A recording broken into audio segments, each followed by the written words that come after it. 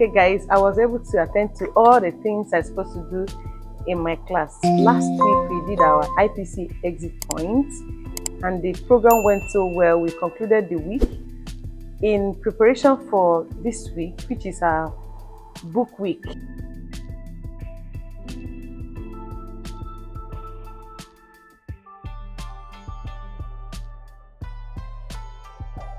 okay, so I read this book with the children titled If You Give a Moose a Muffin. This book was very interesting. We reviewed the character traits of the moose, which is the main character of this story. It went so well. I took a snapshot of me reading with the children and I sent it to the general platform because it's one of the expectations. After that, I head over to the hospital where I did my annual just waiting patiently for my turn to see a doctor because I came for my annual medical. I know that if I don't do it now that the children are in the pool, I may not be able to get to do it today again.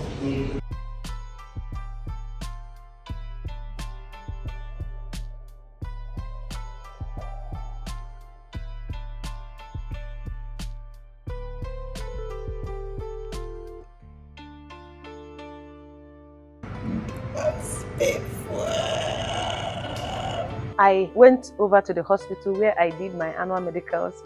Luckily, I spent not less than 1 hour 45 minutes, which I was able to finish everything with the doctor and the lab, submitted my samples. Then I came back to my classroom. So when I came back from the hospital, I was able to teach the spelling for the week. Luckily, I got the spelling books marked on Friday in preparation for today, and I'm so thankful that I did that so that it will be very easy for me. So I started teaching the spelling. Their spelling was on the short letter A, saying the sound. For example, swamp, we don't say swamp, rather we say swarm. So I gave them their spelling books to practice the spelling that we are to practice this week, which are the 18 words. Luckily, I was able to mark the spelling books on Friday, getting them ready for today.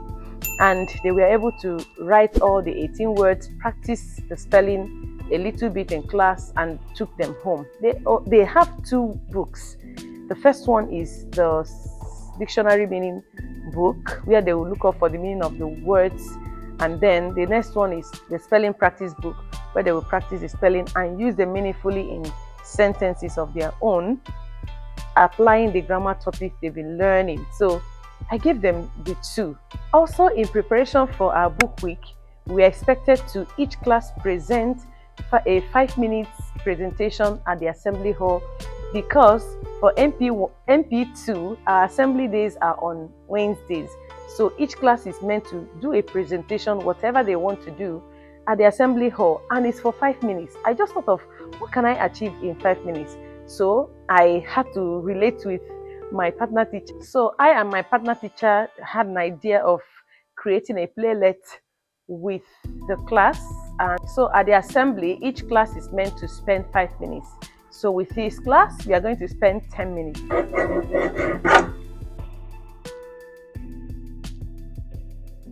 So good morning, everyone. Today, it rained cats and dogs. I waited for the children around 18 minutes past 8. Half of the class came and the rest half, I just waited. While I was waiting, I showed them the presentation that we are going to be having at the assembly tomorrow, because my class and the teacher next door, we are going to be having a presentation on the importance of reading, and we are going to be acting a drama like a playlet, and we will be doing a book review for different books, and the presentation is going to last for 10 minutes. So while we are doing the practice, I selected about 4 children to do the book review from my class and 4 others from my partner's class. So we are just trying to groom them to get them ready for the review. So after that, we had to just stop. I didn't even check my time, and we were a bit late to the library. So today at the library, someone is expected to read it to the children, not the librarian as usual. So they will listen to a good read from one of the books that they've selected to be read to children during this book week.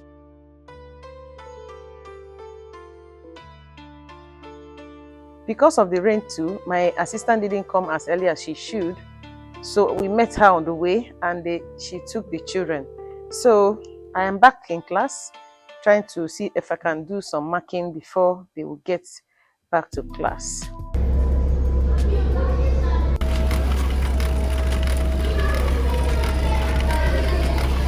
Means that we saw up above here, it affects them more than that of a railway. So take note of that too. Let's continue. I know what a canal is. Okay, thank you. Yeah. What is a canal? A canal is a boat that you use paddles to push it. Canal? Canal. That's not a canal. That's a canoe. That's a what? Canoe. That's a what? Canoe. So what is a canal? Yes. Canal. It's a river with small patches of. Okay, so today I came in and I met the children. Some children came earlier before me anyway, about 2 children. I had to wait behind to attend to something somebody brought for me, so I had to stop over to a teacher's class. The first lesson we had this morning is our English, where I got the children to complete the comprehension text we are reading.